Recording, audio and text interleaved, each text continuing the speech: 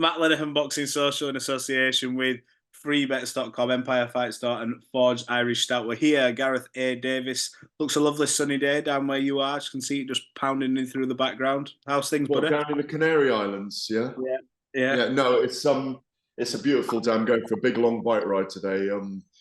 Get some good 3 or 4 hour ride in actually. Yeah, I mean, God, I've got to be honest. I know this isn't a weather report. This is to talk about boxing, but it's been a very wet winter, and not a lot of sun. And I'm very much a sun lover. Absolutely. But look, let's come on to the boxing. We saw the return of Dillian Whyte yesterday. Obviously, Christian Hammer, experienced vet of the game. We see him pop up every now and again. Many years ago against Tyson Fury, Dillian got the stoppage victory. He's back after it's a long absence. What do you make of it? He's now back and sort of, I suppose he'll be in the mix quite quickly. He's still a big name. Pleased to see him back. Oh yeah, absolutely. Dillian's a great character, an amazing story. He can fight. He can when the best comes out of him. He's so entertaining. Yeah. He's still got the willingness to fight. There's a warrior spirit inside him. Like you say, Christian Hammer is a guy that people have notched on the kind of comparison post down the years. You mentioned Tyson Fury and Christian Hammer. That was his fight before he beat Vladimir Klitschko to win 3 of the world title belts, obviously back in Dusseldorf in November 2015, if I remember rightly. Christian Hammer, I think, probably surrendered a little bit to Dillian on Sunday night in Castlebar, last night in Castlebar, on Paddy's Day and St Patrick's Day for Dillian fighting there, and not in front of a big crowd, but celebrating his Irish roots as well, because he's got Jamaican and Irish, of course, in him. I've seen the post-fight interviews, clips of the fight. Didn't watch the whole thing live. Shame it didn't have a TV deal in the UK, that someone like Channel 5 hadn't picked it up. Because Dillian is a name and it would have done numbers. Look, he did what he had to do. He expressed his frustration afterwards. He called Christian Hammer a coward, didn't he? Because he didn't want to come out after the 3rd round. But Dillian was going to beat him up. But he landed to the body. Hammer came out throwing big punches early on. They thought they were going to have a big brawl. It's what Dillian wanted, to get rid of his frustration. And that didn't really emerge. It didn't really evolve into that kind of fight, Matt. But the key for Dillian when he goes away, and things his team will say, which Buddy Begurt actually said to me on Saturday night when I spoke to him for Talk Sport, was, obviously he's his trainer now, was, we just want the win. It doesn't matter by whatever means possible. We just want the win. And that was what was key for Dillian after 15 months out and this very frustrating year where he's had to prove his innocence with a contaminated supplement. I've always been a friend and a fan of Dillian Whyte. We've had some amazing conversations. I mean, I spent a day with him in where was it? In Portugal during lockdown, very early lockdown, when it was hard to travel, doing an interview with him for DAZN called Off the Cuff, where we interviewed for 70, 80 minutes and went really deep into his life. And, Dillian's an extraordinary man. I mean, if you recall, he had a child at 13. He was a father at 30. How many other people do you know who was a father at 13? No, I knew there's friends in school. I knew Adam 15, and that was early. So 13's like... You're from the ghetto, aren't you? No, I'm not, but I've heard of people having young, but not really like that. 13, So his son is in his 20s, who I believe he lives in America. Dillian's had an extraordinary life, and he's been around a lot of violence as well. And, when he used to have to walk around like an extra mile to walk around areas where he wasn't going to get beaten up or stabbed or shot or all those kind of things in life. He's had a really tough life, and he's an exemplary figure. He's a great transformational story in many ways. So Dillian Whyte is an asset to boxing, an asset to the heavyweight division, and a credit to himself and what he's achieved. I just spoke to Spencer Fearon about this, and when you look at what's potentially next for him with all the the heavyweights, outside of obviously the fights that are already being made. We've spoke about the fact that Tyson Fury, Alexander Usyk, that's happening in May, touch wood, everything goes to plan. There's this rematch clause where we don't know if maybe there'll be an intervention to say, look, let's get the Joshua fight now. But if not, and we do see this rematch, Anthony Joshua will be without an opponent for a little while. Yeah. We've seen how activity has helped him the past 12 to 18 months. He's now got that relationship with Ben, which I'm sure he wants continuity with.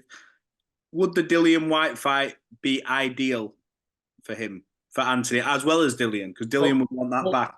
Not ideal because really Anthony Joshua, I think is mandatory for the WBC now, isn't he? So yeah. So in some ways, I think already was mandatory for the WBC. I certainly have. It might not be mandatory. Let's get this right. What I've read is that WBC have said they would be happy for Joshua to fight for the undisputed title, or the WBC title, or the undisputed title, as soon as Usyk and Fury have fought, be it just once or twice. I think we don't know until May the 18th or May the 19th how the landscape will look with the results and how it plays out between Fury and Usyk. And I may have said this to you before or not, but this is my thinking on it, is if Fury beats Usyk very convincingly, like he stops him, then you could see there being a step-aside scenario for Usyk, for Joshua and Fury to fight, because it's an enormous fight. It works for the Saudis. You might get 15,000 Brits travelling for that one.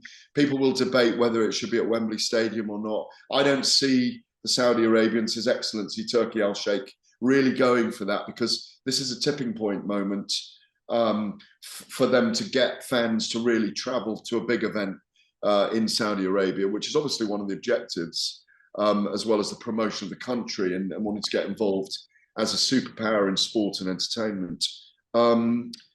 If the fight's close, or it's a draw and they're pushed to a second fight, or Fury loses, because I think he'll trigger the rematch clause myself if he loses, unless Usyk says, right, I'm retiring, and runs away with the era.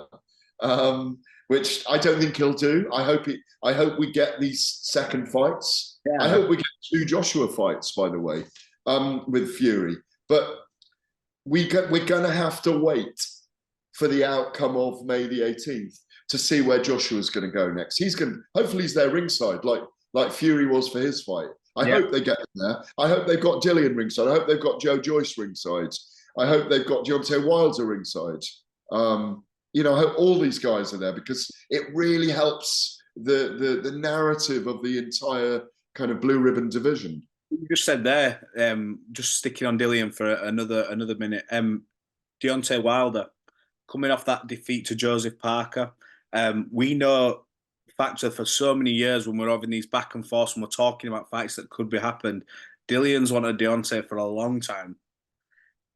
Deontay, obviously, in the position he was in, could maybe navigate to the Fury fights, etc. But now could be the time for both.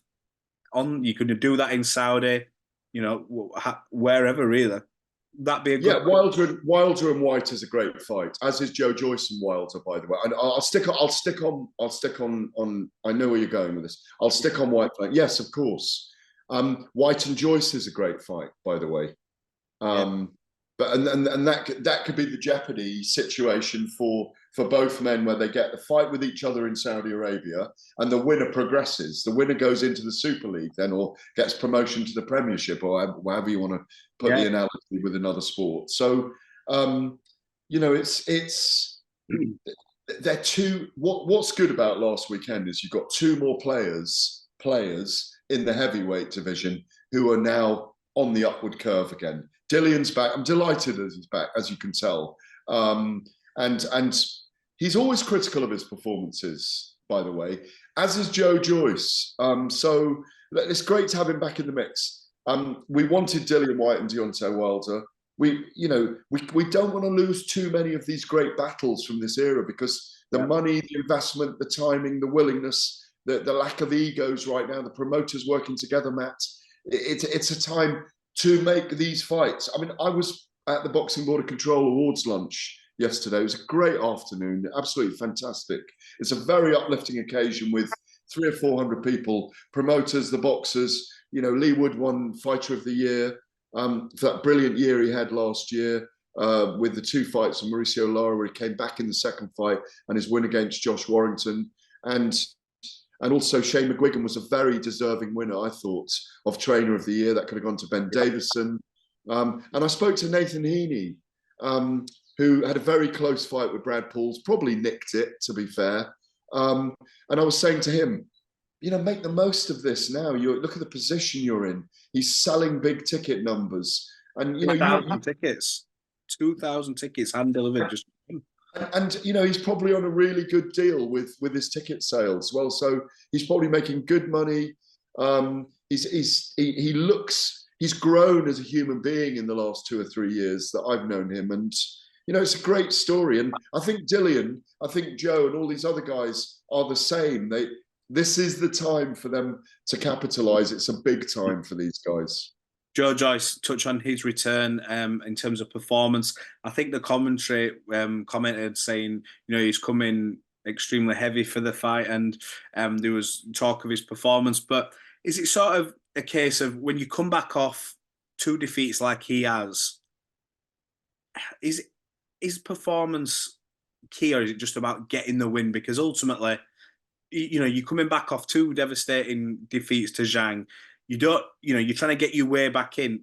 All that matters is victory, surely, right? I know people expected him to do a better job on Kash Ali, but, you know, we don't know how things are affected after a loss like that. Look, you're right on the 2 things you say. Key was the victory, getting the triumph, getting his hand raised, getting back in the ring, getting rid of ring rust, getting rid of the lack of confidence. But also, he got the rounds in. There's nothing wrong with getting those rounds in, because he didn't get mileage on the clock in that fight, because Kash Ali was playing possum, looking for that huge overhand right that he throws, his big knockout punch. One of your colleagues from another station was pointing it out to me last week, and we watched it together. Was that big knockout of Paul Butlin with that long, straight, devastating, very similar to the right hand that Joshua threw against Ngannou last weekend in Saudi Arabia, where he knocked out Paul Butlin, and he was looking for that. He hit Joe down the pipe with it a couple of times early, even in the fight. And Joe was Joe. You know, the juggernaut, walking his guy down, trying to put him away, cornering him on the ropes. Kash Ali surviving. He didn't really come to have a massive war and exchange with him, and he came to survive in lots of ways. I thought it was a really good. If Joe had blasted him out of there in 2.5 rounds, he'd have had the same frustration that Dillian Whyte was talking about, where he didn't have the chance to get involved in. Dillian loves a 12-round war. The fights with Chisora, the fights with Parker, those are the fights that he relishes, that we look back on, that we enjoy to think about. The Joshua fight, where Dillian's there and he's gauntlets out, fists bared almost, and he's just going for it, where like it's Street Fighter level. And I don't mean that in a rude way. I mean just let's go. Let's go. And that's him. So I think in many ways, when Joe looks back on it, he'll appreciate getting the rounds in the bag.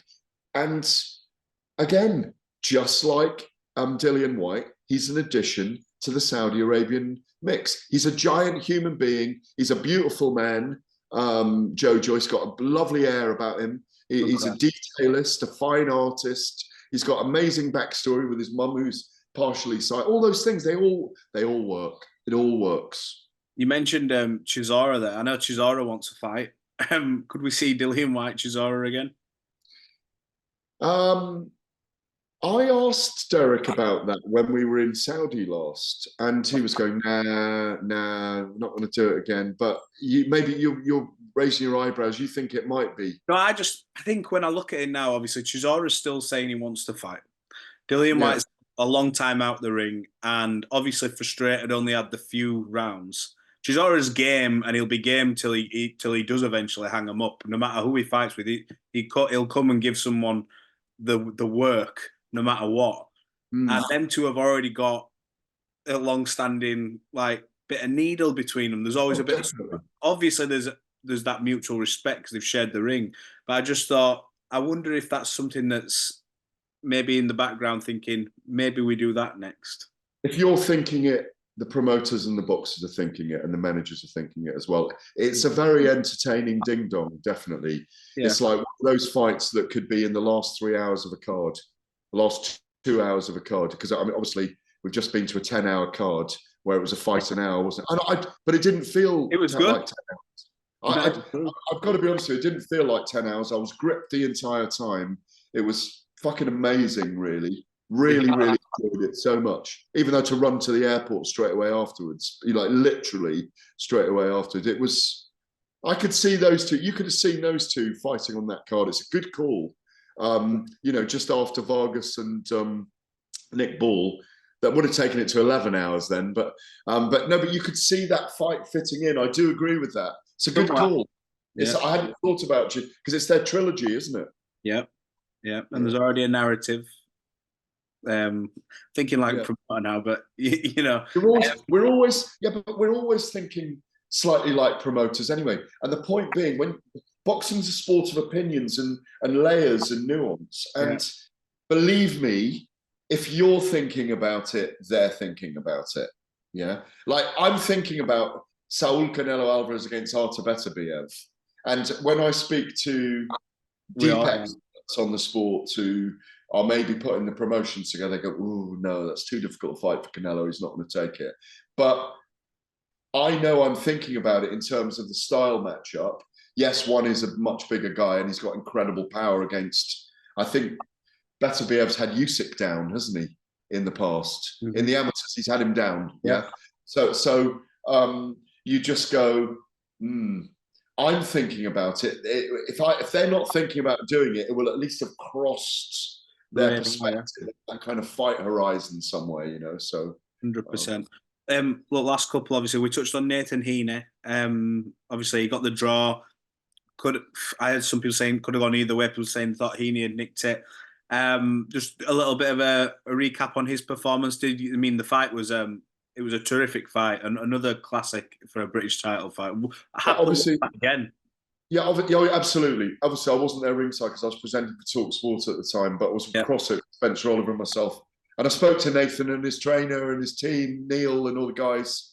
And his trainer was nominated, of course, for Trainer of the Year. And again, great story. I spoke to Nathan, and as I said, I urged him just to make the most of these halcyon years, this purple patch. And so yesterday at the Boxing Board of Control Annual Awards. And I thought he's very strong early in the fight. I mean, he physically looks amazing now. He's just living the life. I thought he dominated early, but he got knocked out of shape in that 8th round and was very hurt. And then I thought, I spoke to his team about it. They wanted him to return to his boxing at that point, because he wasn't making a hard fight of it for the first half. And then and Brad Pauls was very game and looked in phenomenal shape himself, by the way. Yeah. What a terrific fight he put up. And then it just got very close towards the end. I thought Heaney just nicked it. But like you say, I'm not arguing with the split draw. And if they have to do it again, do it again. He needs that fight at Stokes. What's Stokes football grounds? Yeah, the Britannia Stadium, I think it's called. Yeah. Was it 20,000 in there? Yeah, he'll do it. Big club. Stanley Matthews was Stoke, wasn't he? So Stanley was Stoke. Yeah. Big club. I've got friends from Newcastle. That's just outside Stoke, and they're big Stokey fans. And it's a big club with a big following, isn't it? Very loyal following, and I think that could be a massive event. A massive event. 100% with the right dance partner as well, and Nathan selling the tickets. Hamza Shiraz? Maybe. We'll see. I think there's a 5-on-5 tournament coming up, and I'm not sure if maybe he's been touted to be involved in that. But let's see. Look, last who would that be against then? So if he's Frank's guy, who's Felix Kash? Who would it be?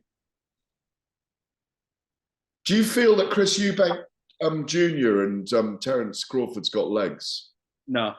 It's gone very quiet after the weekend, isn't it? So I've just spoke to Spencer Fearon, and the way he said it was, I'm not going to entertain it. He says, because on that day, he says there was talk of Conor Benn, Manny Pacquiao, and what's the biggest way of muting that? And I just thought, yeah, you're kind of right. And So we're gonna get Ben Eubank then. nah, I think Ben Pacquiao has legs, but I think that potentially was done maybe to just be like, like not overshadow, but maybe just sort of be the main talking point of that day. Because you got to remember when Mike Tyson, Jake Paul, we thought was the biggest news we were going to hear all day. We get there, we see Crawford and Eubank Jr. is apparently in the offing, and then we see Ben and Pacquiao there, and it's like everyone's trying to almost. Can we just create a bit of? I don't know. I don't know. Yeah. Last and final one for me, because I know we said 20 minutes. Dalton Smith this weekend in Sheffield against Zepeda, very seasoned, very well-rounded fighter. Yeah. Will sort of be, I think, that bridge between where he is now to is he really ready for that world level? What do you make of Dalton Smith? It's a good fight this weekend. Yeah, I'm going to talk about two Zepedas right now as well. William Zepeda impressed me at the weekend against Maxi Hughes, very dominant. Maxi can box, remember. Two southpaws beat him up. Comparisons with Edwin Valero, in my view, as this guy, 30-0 now with 27 KOs. We'd love to see him come over in the UK and fight. Back to the other Zepeda, Jose, very seasoned, perfect matchmaking, great timing for Dalton. Big, strong, powerful Adonis in the ring at, super lightweight? No, is it super lightweight? Welter, is it? I think it's welter. Are they not fighting at welter, Dalton Smith? They might be. Are they fighting at welter? Are they fighting at welter? No, let me just confirm. I'm pretty sure it is. You thrown me a bit there. No, super light. Fucking yeah. Well, light welterweight is what I call it. Really, that's what I always get confused with. Super lightweight. 10 stone. Yeah. He's a really big, strong fighter at 10 stone. Dalton is. We know what that crew's like up there. Look out for my story this week in the Telegraph, by the way, on Nicola Bark. That's coming out this week. She obviously fights on the same card. The ballerina with a brain tumor who came into boxing. Wow. It's in the Telegraph this week. Yeah, part of their team. I think it's a great fight for him at this stage in his career. I think he's got a great future.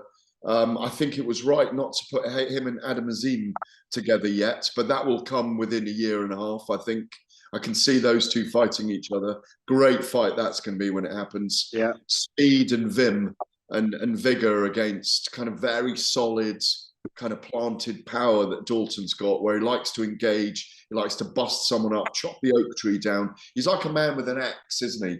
He chops away at you, Dalton. He's in you. He walks. He's in your face. He walks you down. He chops you up, and that's what he's got to do against Jose Zepeda. Get his mojo early. We know that Zepeda's been in against world level, and is a world level fighter.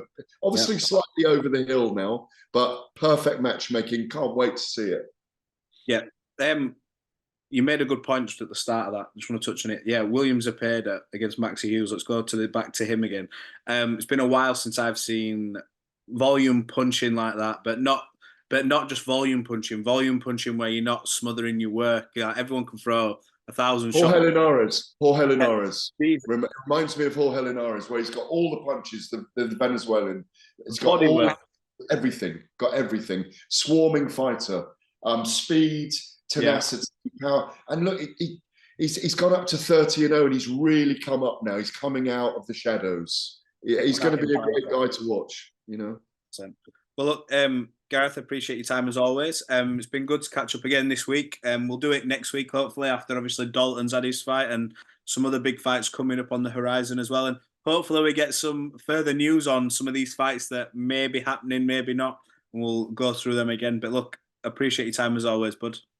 Always a pleasure, lifesaver. Yeah, thank you. See you later. Cheers.